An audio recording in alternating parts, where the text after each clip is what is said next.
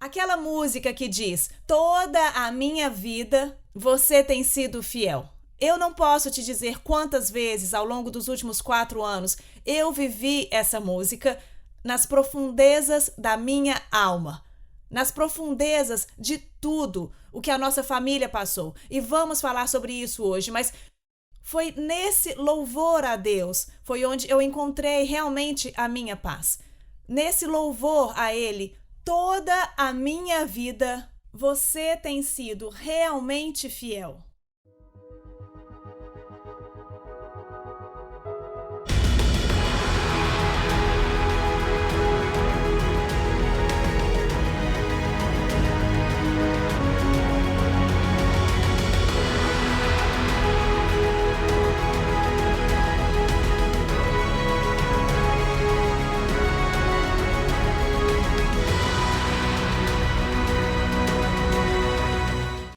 Deus faz mais e mais e mais e mais. Então, o meu ponto hoje é, em apenas alguns minutos, eu quero te dar alguns dos destaques de como nós paramos aquele tsunami, como revertemos aquela maldição e como avançamos dia após dia. Eu já disse isso, mas muitas vezes nós queremos um milagre realmente gigante. Deus pode fazer milagres gigantes. Ele pega e faz. Nós oramos por pessoas há 45 anos e já vimos todo tipo de milagre que você possa imaginar. Às vezes nós vemos Deus instantaneamente, vimos mulheres e homens saírem de cadeiras de rodas e se levantarem e andarem pela primeira vez em talvez 25 anos. Nós vimos esse tipo de milagre. Também vimos milagres como quando Jesus orou pelo cego e ele disse: e agora como está? Bem, eu posso ver homens como árvores andando. Bem, então vamos orar novamente. Então ele viu melhor. Como está agora? Bem, eu posso... Ok, então vamos orar de novo. Era Jesus. Era Jesus. E quer saber de uma coisa? Isso não altera a minha fé. Isso me dá conforto. Isso me dá conforto. Eu não sei sobre você, mas é fácil ficar desanimado. Às vezes nós oramos e nós não enxergamos o que nós esperamos. E é fácil desistir e dizer, bem, não funcionou para mim. Eu já vi pessoas amarguradas com Deus, porque elas não conseguiram o que esperavam.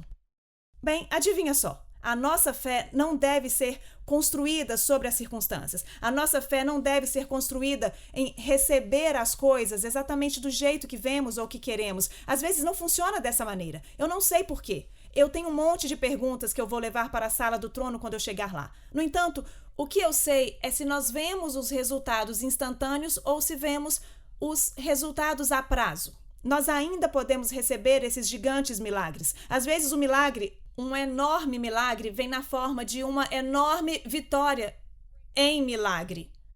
Muitas vezes vem na forma de centenas de milagres menores que se somam a esse milagre realmente gigante.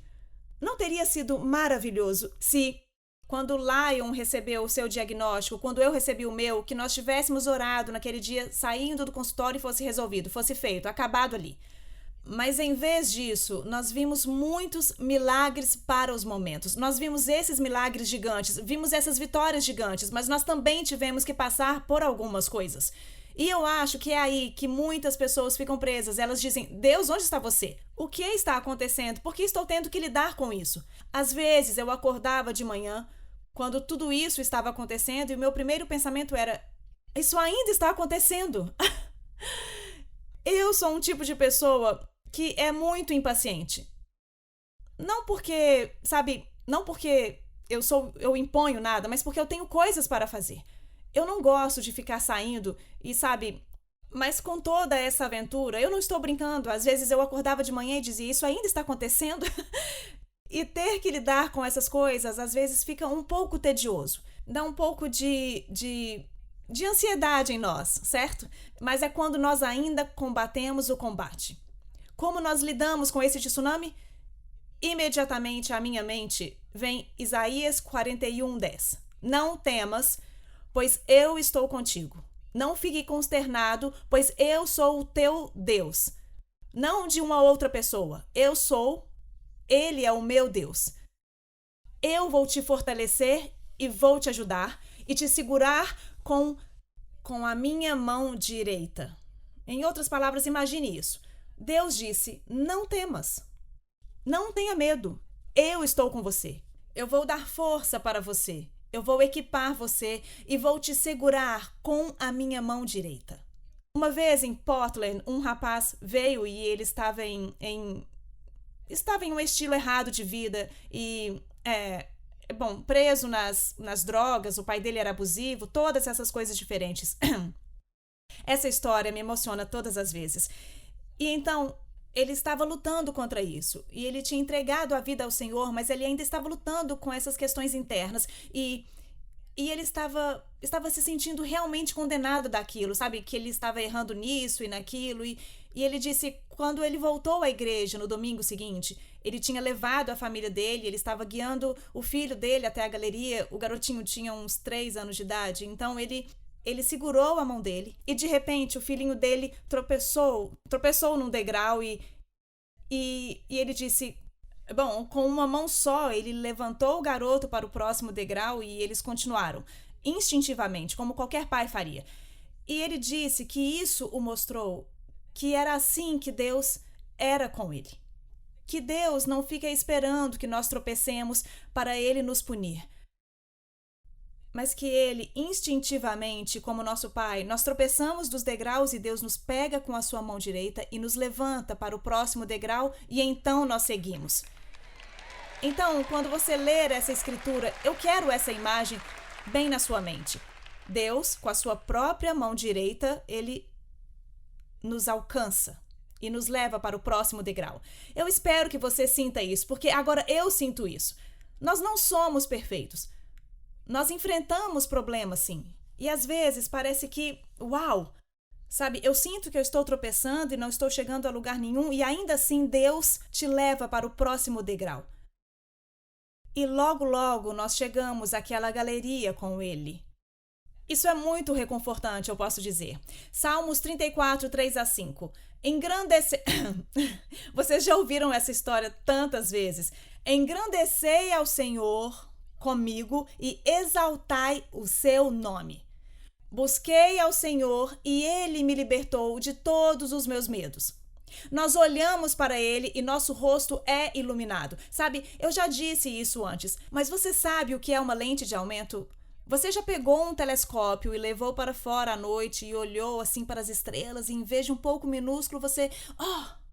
O que isso faz? Bom, na verdade, a lupa ou o telescópio não muda o quão grande aquela coisa realmente é. Ela apenas permite que você a veja melhor. Portanto, o que isso significa é que quando você enfrenta um relatório de qualquer tipo, seja como nós passamos, ou se for só, bom, eu tenho uma pilha de contas dessa altura e um montinho de dinheiro dessa altura. E o que nós fazemos? Nós não engrandecemos o problema. Nós engrandecemos as promessas dele. Bem, você tem uma chance muito, muito, muito, muito pequena de conseguir. Bem, adivinha só. Eu tenho um Deus muito, muito, muito, muito grande que é maior e mais poderoso do que qualquer outra coisa que eu poderia enfrentar. E ele é maior do que a gripe, ele é maior que a Covid, é maior que o câncer. Então, o que eu vou fazer? Eu não vou me concentrar. Logo de manhã, você acorda e o que tenta inundar sua mente? Contas, compromissos, relacionamentos. E para nós, nesses últimos 2 anos, tudo deu errado com aquele diagnóstico. Então, o que você faz? Você fica deitado pensando nisso? Não. Imediatamente, Deus, eu te engrandeço. Senhor, eu te engrandeço. Ainda que você não sinta isso, por escolha, por fé, pela dedicação, pela declaração, você escolhe entrar nas promessas de Deus. Você escolhe não engrandecer tudo o que está acontecendo que é negativo. Você escolhe engrandecer a Deus e quem Ele é. E você se cobre, você enche o seu coração, você faz essa escolha de que eu não me importo com o que vem contra mim. Eu vou confiar somente no meu Deus. Há um velho ditado que diz: o medo vem quando nós imaginamos o nosso futuro sem Deus na imagem. Não foi o que aconteceu comigo com aquelas notícias, quando aquele tsunami de medo pintou a imagem do meu futuro sem Deus no futuro? Então, eu não estava naquele futuro, mas a fé e a coragem vêm quando nós imaginamos o nosso futuro através de Deus naquela imagem. Então, o que nós fizemos? Nós contra-atacamos aquelas imagens. Eu nem nunca disse isso em voz alta, mesmo para minha família, aquelas imagens que passaram pela minha mente até que eu escrevi o livro, porque eu não queria dar voz a isso. Mas, para mostrar o que aconteceu, eu queria que os passos de como nós lutamos com aquilo fosse trazido para as pessoas. Então, imediatamente, nós começamos a contra-atacar esses pensamentos. Nós sempre fizemos isso, mas nós começamos a imaginar a mim em todas aquelas coisas. Nós começamos, Deus me deu o 103, então eu peguei o Salmo 103 e eu pensei, tudo bem, eu vou viver para chegar ao 103. Se o Senhor se atrasar e se eu não quiser estar aqui, mas eu vou chegar ao 103. E eu vou envelhecer sim. E eu vou me alegrar com o fruto da minha vida, e eu vou ver todos os dias, a cada momento, a cada segundo, o que Deus pretendia que a minha vida fosse. Eu não sou uma vítima, eu sou uma vitoriosa, eu não sou uma estatística, eu sou uma filha de Deus. Eu não me baseio em um relatório médico, mas Deus abençoa nossos médicos, mas eu não vou basear a minha vida e estruturar o meu futuro em torno de um relatório médico. Eu vou estruturar o meu futuro em torno das promessas de Deus. O próprio nome dele é Jeová Rafá, nosso curador. Seu próprio nome é Jeová Jiré, o nosso provedor. Seu próprio nome que ele nos deu é Jeová Chamar, o que quer que precisemos que ele seja, sempre que precisarmos que ele seja. Essas não são coisas que nós, como humanos necessitados, inventamos ou esperamos. Esses são os próprios nomes e natureza que ele nos disse que ele é. Quando escolhemos conhecer os nomes de Deus, quando escolhemos nos concentrar nisso, nós começamos a entender que nenhum problema é grande demais para ele. E ele nos prometeu que, quando você se concentrar no nome dele, você entende a natureza dele. E é por isso que eu amo essa escritura sobre engrandecer o Senhor e exaltar o seu nome. Isso é algo que eu faço todos os dias. Meus filhos podem te dizer que desde quando eles eram pequenos, eu os levava para a escola e nós fazíamos a nossa oração no caminho para a escola e nós falávamos todos os dias os nomes de Deus. Nós oramos, mas não levávamos nossa grande lista de orações diante do Senhor. Nós levávamos os nomes de Deus e os falávamos e os declarávamos, porque é isso que Ele é. E é nisso que nós devemos nos concentrar. Então, você amarra esse medo ao permanecer nas promessas de Deus. Provérbios 4:23. Guarda o seu coração com toda a diligência, pois dele flui as fontes da vida. Isso é grande. Essa precisa ser uma das escrituras da vida de cada um de nós. Essa sempre foi uma das minhas principais da minha vida, porque está tudo em seu coração. E assim como nós vemos as coisas em nosso coração ou mente, assim como visualizamos, isso afeta todas as fontes da nossa vida. Se eu tivesse ficado a enxergar e a imaginar que eu não estaria presente, isso realmente afetaria tudo. Pastora Tis, você está dizendo que nós controlamos o nosso destino? Não é isso. Mas eu estou dizendo que Deus tem um tempo designado para todos nós, mas enquanto isso, o inimigo vai atacar as nossas vidas em certas áreas e tentar silenciar a nossa voz e tentar nos desviar e adivinha, nós temos que nos envolver em uma guerra espiritual, sim.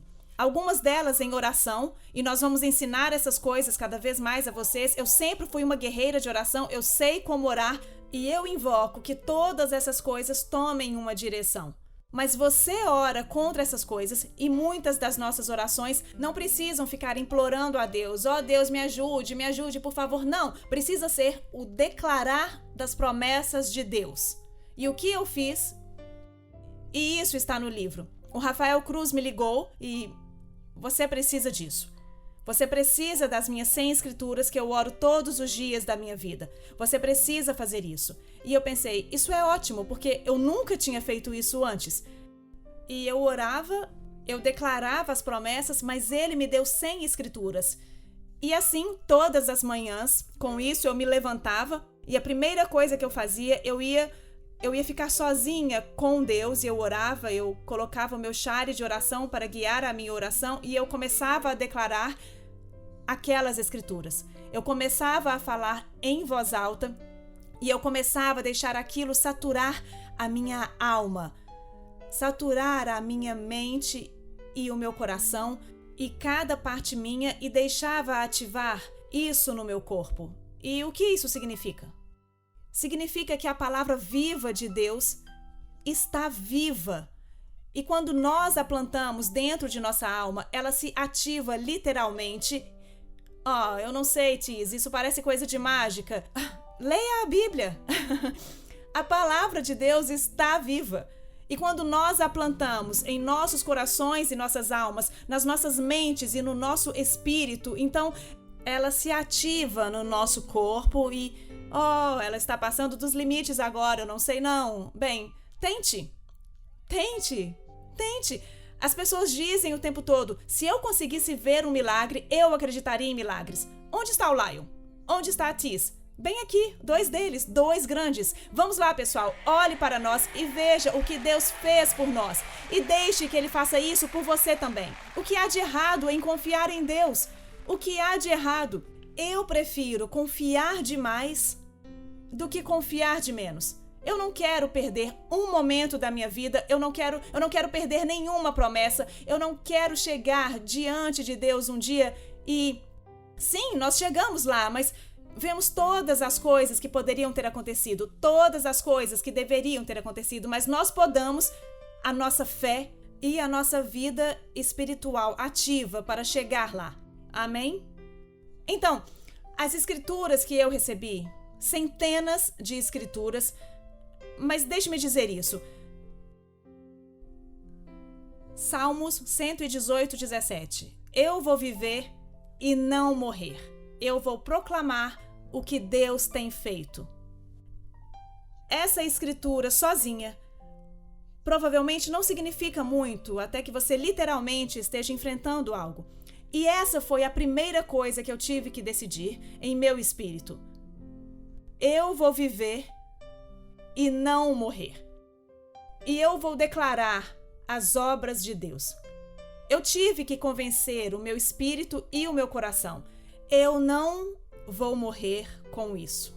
Essa foi a primeira coisa. Nem foi, Deus, que eu quero que você me cure, ou todas aquelas orações. Primeiro, eu tive que entender que Deus nos dá o poder e a escolha de tomar posse dessas promessas.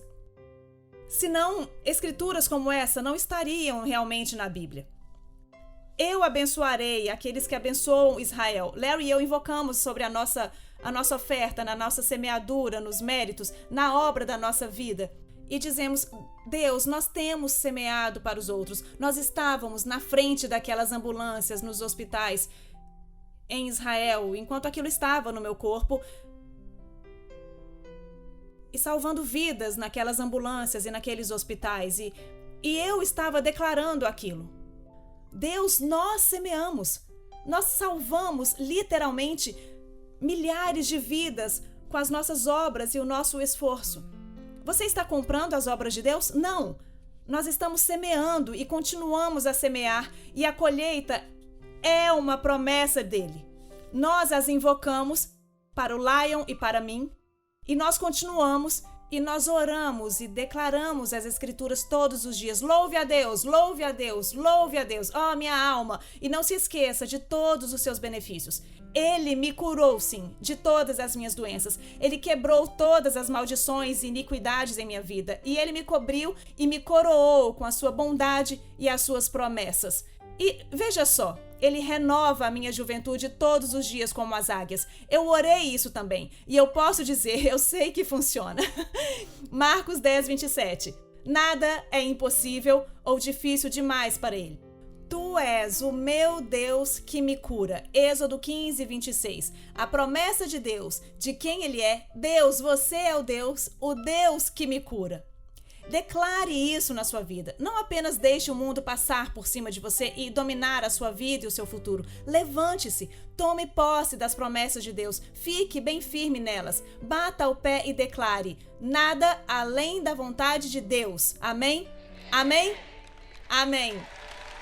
Isaías 41:10. Não temas, porque eu estou contigo. Como eu disse antes, Salmo 34, 3-5. Engrandecei o Senhor e exaltai o seu nome, e ele iluminará o teu rosto. Eu estou lhe dizendo, nós ficamos tão abatidos.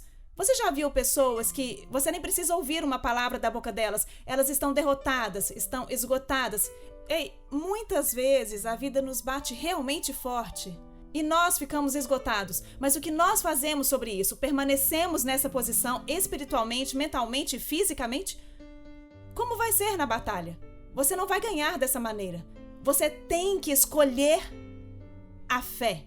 Você tem que pegar essa posição abatida e essa emoção, e você tem que erguer o seu coração e erguer a sua alma e olhar para Deus e engrandecê-lo. E eu estou lhe dizendo, quando você passa por quimioterapia ou quando você passa por isso, eu estou te dizendo, não foi fácil. Sabe que eu sou bem agressivamente e positivamente feliz. Sabe, pessoalmente, naturalmente. Mas foi difícil. E eu não sentia vontade de fazer nenhuma obra. Eu não sentia vontade de fazer nada. Quer dizer, eu só me sentia esmagada. E eu tive que escolher me erguer no meu espírito e tomar posse de quem Ele é e colocar algumas músicas de louvor e ligar algum programa de TV de fé e pregadores. Eu tive que escolher encher o meu coração. Eu tive que escolher me levantar e ir sentar com o meu talit e declarar essas escrituras. E às vezes isso era tudo que eu podia fazer, só pegar aquilo. Às vezes custa muita fé só para levantar o dedo mindinho para Deus. Mas quando fazemos isso, o que Ele disse? Eu vou te fortalecer. Eu vou te fortalecer. E quando olharmos para Ele, Ele vai iluminar o nosso rosto. Por que isso é importante? Porque o nosso rosto mostra a nossa fé. O nosso rosto mostra o nosso coração. O nosso rosto mostra a nossa fé, mostra o nosso espírito. Sabe, se você vê alguém abatido, é evidente. Se você vê alguém animado, é evidente. Se você vê alguém confiante e ousado, é evidente. E isso afeta o seu rosto. Bem, ei, eu estou sorrindo por dentro. Bem, deixe isso sair no seu rosto, porque a fé, eu acredito que a alegria e a fé são casadas. Eu genuinamente acredito nisso. E eu sempre tenho, e eu vou dizer isso, então eu vou encerrar. Mas é tão importante fazer isso. Ouça, eu não sentia vontade de ser uma líder. Eu não sentia vontade de ser uma pessoa de fé. Eu não sentia vontade de orar. Eu não sentia vontade de ser alegre. Eu não sentia vontade de sorrir. Eu posso te dizer isso com certeza. Mas tudo isso está conectado. E cada uma daquelas coisas que eu escolhi, às vezes eu rolava para fora da minha cama e eu não conseguia, eu tinha uma incisão daqui até aqui e eu não conseguia me levantar. Eu tinha que literalmente rolar para dentro e para fora. E eu às vezes ficava tão abatida que eu precisava ficar de joelhos e eu precisava orar. E eu literalmente rolava na minha privacidade e ficava de joelhos e eu só... Às vezes eu não conseguia nem falar com Ele. Mas eu entrava na presença dEle e eu dizia, Deus, você já resolveu. Resolveu o meu futuro. Você guarda a minha vida. Você guarda a minha alma. Você guarda a minha família. eu não vou me preocupar, mas eu vou para a guerra. E eu falava com ele, e eu ficava cada vez mais forte. E em um dado momento eu já conseguia literalmente me levantar e fazer as minhas orações marchando suavemente. Vocês me conhecem. Quando eu faço uma oração, sabe, eu gosto de bata o pé no chão e declare e, sabe, eu estava tipo... E eu fazia. Isso mudava totalmente o meu semblante. E eu sentia o meu coração. Apenas aquele pequeno ato de obediência foi um divisor de águas. E mesmo que eu não estivesse sentindo, de repente, o meu coração começou a sentir. Eu comecei a ter fé, a fé crescendo dentro de mim. Eu comecei a ter os medos empurrados para fora do caminho. Eu comecei a superar aquela depressão. Eu comecei a ter uma dúvida assustadora e um medo. E eu não permitia que esses pensamentos habitassem na minha mente. E todos aqueles pensamentos que vinham e me inundavam de eu não estar no meu futuro, eu contra-ataquei. Não, eu estou lá.